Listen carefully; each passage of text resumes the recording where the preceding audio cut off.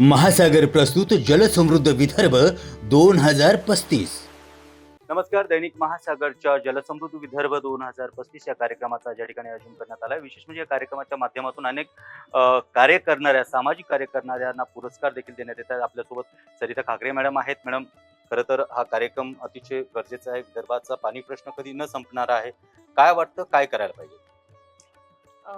विदर्भासाठी तर फारच छान आपण उपक्रम या महासागर दैनिकच्या माध्यमातून राबवत आहात। आणि विदर्भाची परिस्थिती आता या वर्षीची बघितली तर अजून आता जून, जुलै आणि ऑगस्ट पण संपत आलेला आहे, पण अजूनही आपण पाहिजे त्या प्रमाणामध्ये पावसाळा पडलेला नाहीये।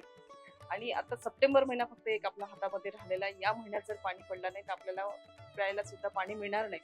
पण आपल्या या महासागर जलसमृद्ध विदर्भ जो आपण उपक्रम राबवत आहे, या माध्यमातून प्रत्येक गावखेड्यापर्यंत आपण पोहोचून आपण वॉटर कसं स्टोरेज वाढवू शकतो, शेतकऱ्यांना शेतीसाठी, पिण्यासाठी, गुरांसाठी, या सगळ्याच्या माध्यमातून जिथे जिथे जे वॉटर सोर्सेस असेल त्या वॉटर सोर्सेसच्या माध्यमातून आपण जलसाठा जेवढा जास्त आपण त्या ठिकाणी घेऊ शकू, हा खूप चांगला विषय आपण घेतलेला आहे। मला असं वाटतं पावसाळ्याचा थेंब आपण आपल्या जमिनीमध्ये मुरवायचा, थेंब आपण त्या ठिकाणी साचवायला पाहिजे।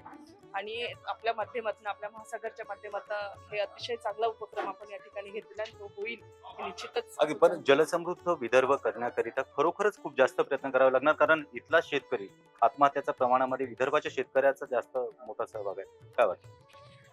मला असं वाटतं की प्रत्येक शेतकऱ्यांनी, प्रत्येक व्यक्तीने एक पाणी संकलन करणं ही फार गरजेचं आहे। कारण आपल्याला माहिती आहे की पावसाळ्यातलं पाणी येतं आणि ते वाहत जातं।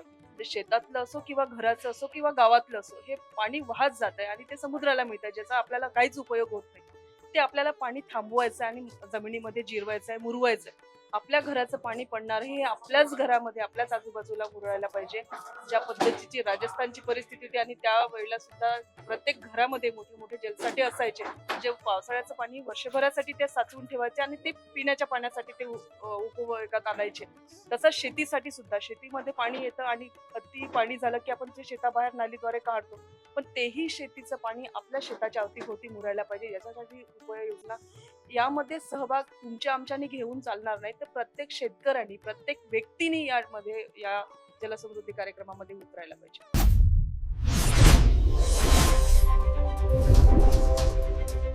महासागर न्यूज।